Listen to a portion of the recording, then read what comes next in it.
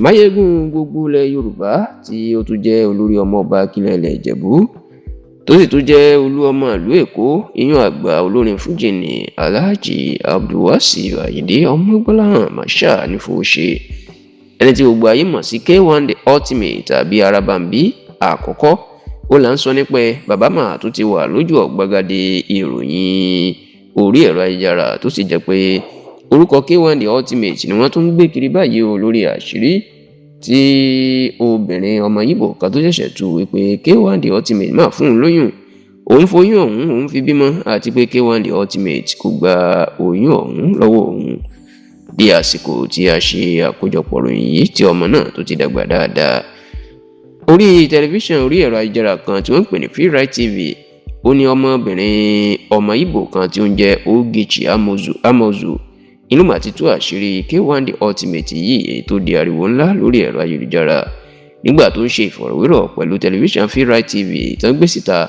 Ogechi Amozu jẹ́ kó di mọ̀ pé kí Alhaji Abdulwasiu Ayinde Marshal K1 The Ultimate kó tó kó dé ìlú Ìjẹ̀bú Òde ní ìpínlẹ̀ Ògùn tó ń gbé lásìkò yìí, ìyẹn lásìkò tó ń gbé agbègbè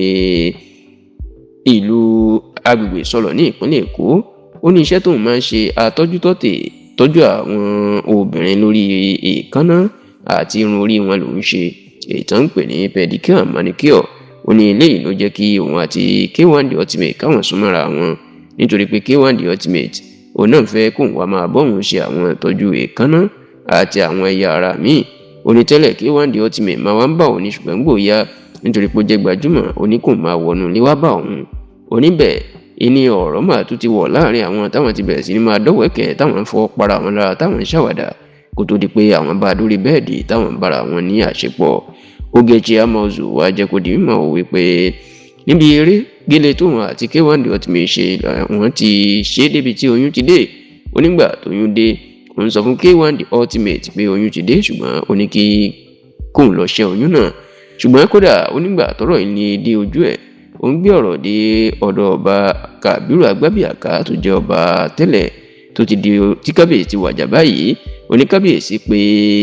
K1 The Ultimate lórí fóònù, bẹ́ẹ̀ ni K1 The Ultimate olùyàrí ó parọ́ fún kábíyèsí pé òun kọ́ lòun lóyún. Ṣùgbọ́n Ogechi nígbà tóun bímọ náà ó lóun gbé lọ fún ìyá K1 The Ultimate nígbà tí màmá ṣì wà láyé. Onígbà tí màmá náà rí ọmọ náà tó rí bó ṣe jọ òun, níṣe ni màmá bú sẹ́kùn tó ń sunkún gbàgà pé báwo lọmọ ṣe ń jọ ìyá bàbá ẹ̀ tó báyìí. Ogechi Amozu wá bẹ̀ K1 The Ultimate, ó tún bẹ̀ gbọ́ ọmọ Nàìjíríà pé kán bóun bẹ́ẹ̀ kó wá máa ṣe ìtọ́jú lórí ọmọ òun. Orúkọ ọmọ òun ló pè ní Azeezat Tiwalade Àdùkẹ́ Serena Ayinde Marshal. Bẹ́ẹ̀ ni ọmọ òun náà tí òun náà yóò ti fẹ́ tó ọdún 10